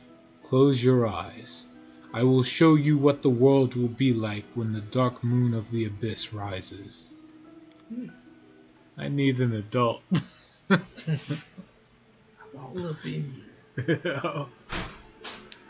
Well, the screen's black. I don't know if it loaded the screen or not. Oh, no, there it is. Okay. As the darkness recedes, you realize that you are standing on a deserted street in Canabras. However, to call it standing is an exaggeration. You are a disembodied spirit, and through your transparent body you can see the walls of neighboring houses. Next to you is a slovenly dressed old woman with a swollen face, her lips pursed unkindly. When she opens her mouth, you hear the velvet voice of Yegafelis. Observe, Commander. Get back here, you little weasel. Trying to steal from us? Where are you, you little rat? Demon spawn, I'll throw you into the world room. I am an adult. Yeah. Thanks, Atrocious. At least I appreciate you being here. You'll save me from the Shadow Demon.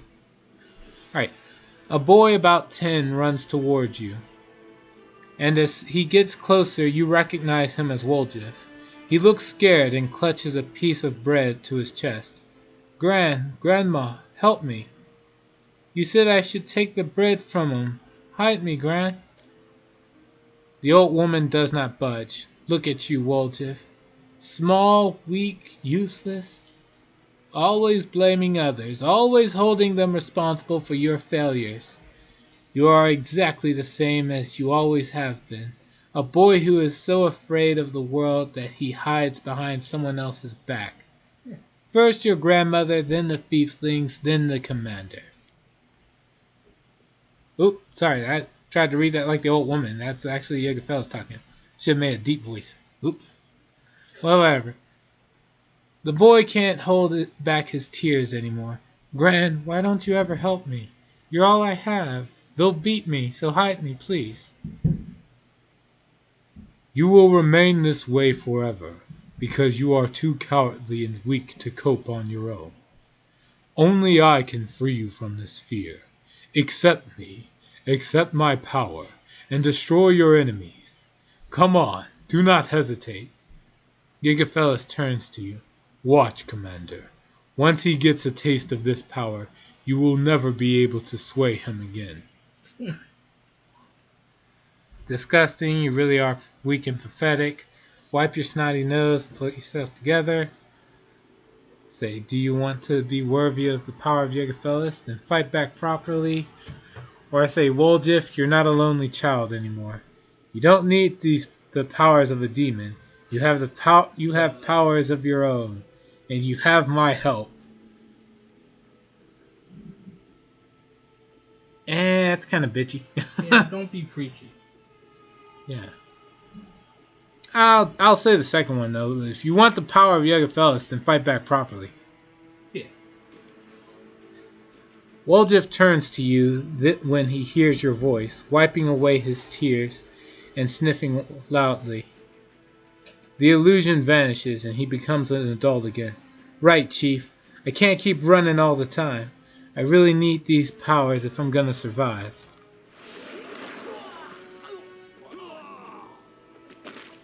Ooh.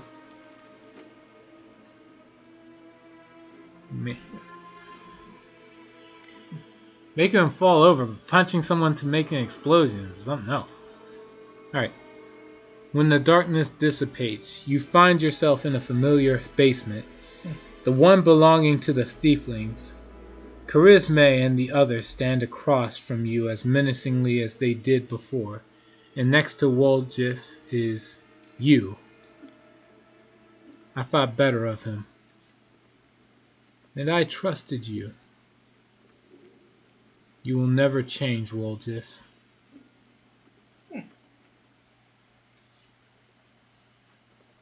Sister Charisma, I wasn't wrong about you after all, Waldorf. You are a traitor. I took you into the gang because I heard you were a master lockpicker. I was warned that you were a traitor, but I didn't listen. I took you on. And for what? You've only endangered the family. But I didn't betray you. I only took what belongs to me, right, Chief? It's your fault I've been treated badly. Maybe if you were nicer, I wouldn't have done it. Don't try any of your fast talk on them. Oh, sorry. Well, Jägerfellas, don't try any of your fast talk on them. It's useless. Deep down, you wanted your chief to appreciate you, and for the thieflings to love you for who you are, so that they could really become your family, since your blood relatives never were. But look at yourself. A coward, a thief, a loudmouth, a street rat, and even a demon spawn. Who'd even want to accept you? There's nothing in you worthy of any interest. Take my power, Waldorf, and enchant them. They'll praise your name endlessly. You'll bask in their adoration. See, you can't make them love you. Try to tell them how much the Moon of the Abyss means to you. If they don't understand, remember that I understand. Let's see. Enchant them. You want to possess the power of a demon, so take what you want from life, as all demons do. Or say, you know he's right, you really aren't worthy of love. Jesus, no. Or say nothing. I'm not doing that. Let's see.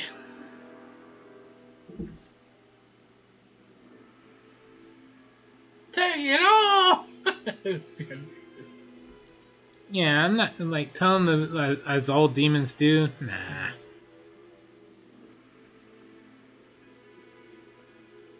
There's nothing else encouraging. Yeah, I'll say the encouraging one. I guess.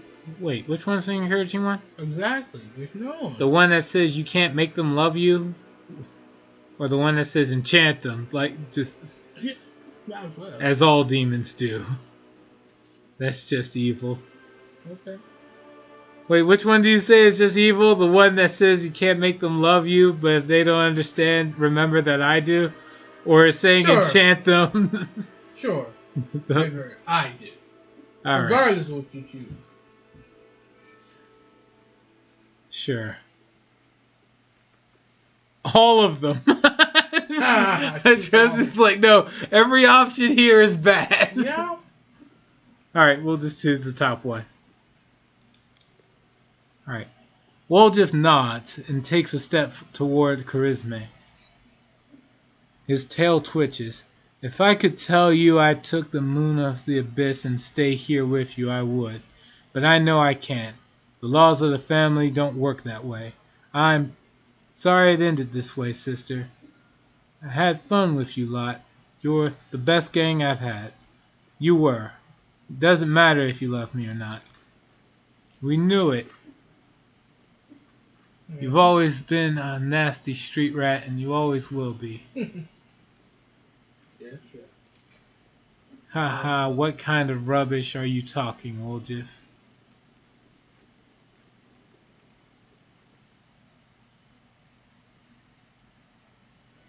Remember, this is just the demon's point of view. What the fuck is this? The darkness dissipates again, like in the last illusion, but this time you see not one Waldorf in front of you, but two. The second looks at Hepzibah, who is before him. He looks like an exact copy of himself, but something in him has changed imperceptibly.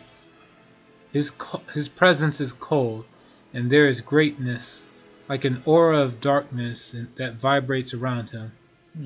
Now look, Commander. No, don't kill me. Have mercy. You see what my power bestows. Imprisoned in the crystal, I felt how he called to me, how my magic was changing. I can defeat Hepzibah, even Baphomet himself. With my power, you can easily crush your enemies, and any crusade will seem like a leisurely stroll. Now come, and guide my heir to the right path. Oh, this is Jägerfellas talking. Shit. Alright. It's using Waldorf's portrait, though. That's why I thought it was him. Alright. Is this what I'll become if I accept your gift, Grandpa? I do look pretty good. His voice still sounds uncertain. Waldorf looks back and forth between you and his double. So we need to decide right now? There won't be another chance? Alright, I have to ask the Chief one last time. What do you reckon, Chief? Say nothing, I don't care, do what you think is best. Alright, take your power and destroy the old Waldorf. You can do it without him. Or, to win, I need you and all the loyal friends I fight alongside, not deals with demons. Ooh.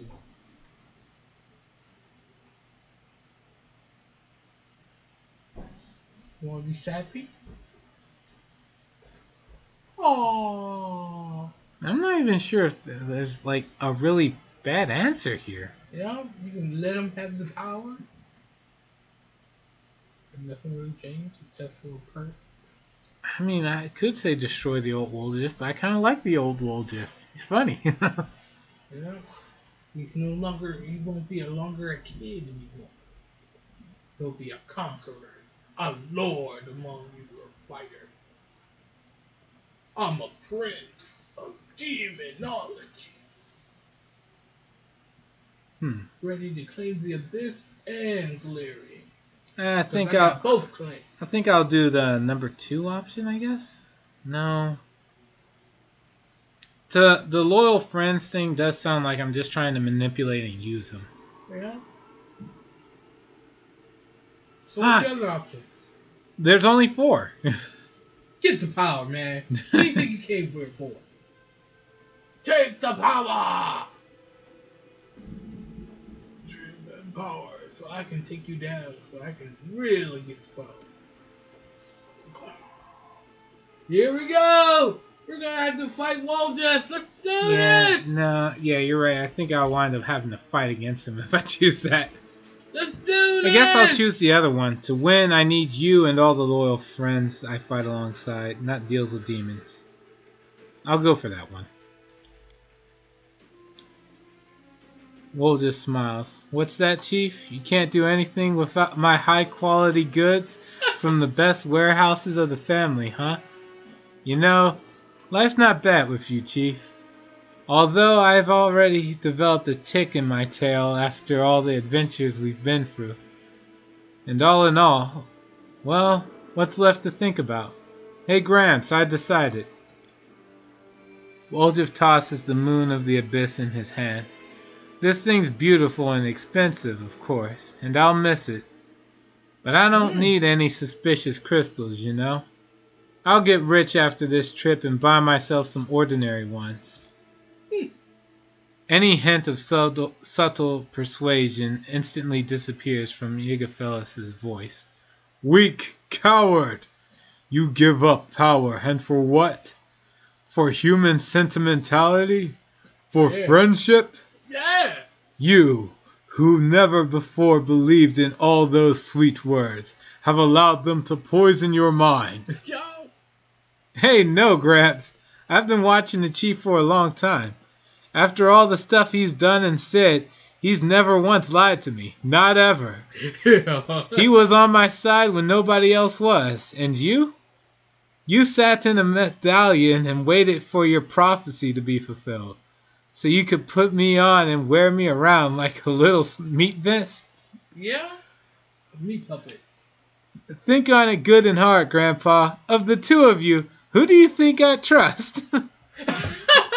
After he kept on talking, yeah. Stupid little rat. I thought better of you. Apparently your horns have finally grown through your brain. I'll have to beat all that nonsense out of you. You will only serve me. Damn. And the whole party spawns to kick his ass. Okay. Oh, hold on. Waldorf is technically here, but I can't. He's not in the party. I can't tell him what to do right now. He's hijacking. Alright, it's fine. It's fine. Let's see here.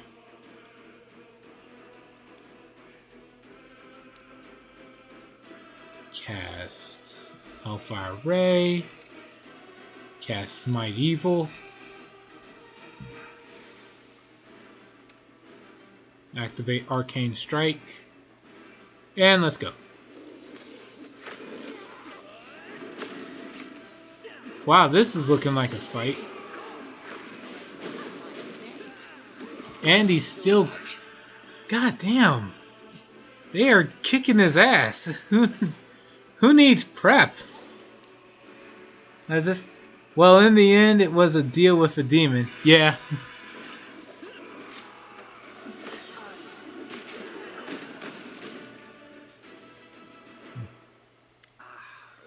That, I guess.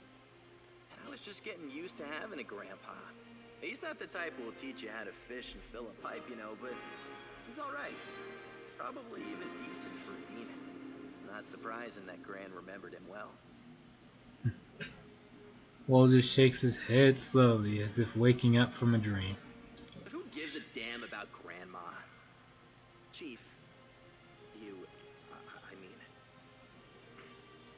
Thanks. I don't know why you've treated me so... I'm nothing, you know? Well, look at me and you. But it turned out that we're, well, friends? Yep. Actually, friends. And you've been there for me. Why are you looking at me? I'm not crying. My voice is like this because my throat's dry. It's dusty in here. That's why my throat's itchy, and my eyes are watering, and my nose is running. Sure, bro.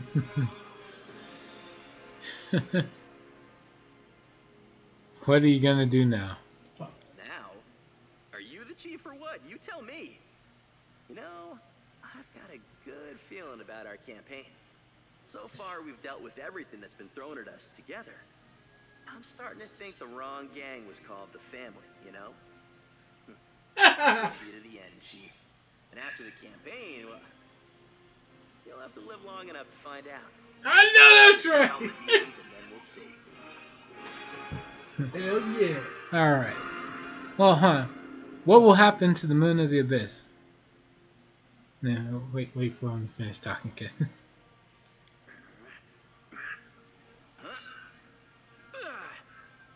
That's that. I'll keep the setting. It's nice work. Delicate, and another stone will look better in it. I'll keep it so I don't forget the choice I made, and why. I'll just get it out, look at it, and remember. Oh, and if I live long enough to open my own shop, just a thought, you know, I'll put it in a glass case where everyone can see it and drive themselves sick with jealousy. Waldorf uses a dagger to pry the crystal from its setting, tosses it in the air, and then with a blast of magic lightning, shatters it into a shower of tiny fragments. Alright, better get out of here for now. Well, so long to the old family nest. It's a pity I can't bring this back to Galeria. Well, not all of it. But there is something we can do. Hey, Chief. Let's clean this place out from top to bottom, so not even a speck of gold is left behind. Here, here. That's the Waldorf I Might be did. treasure.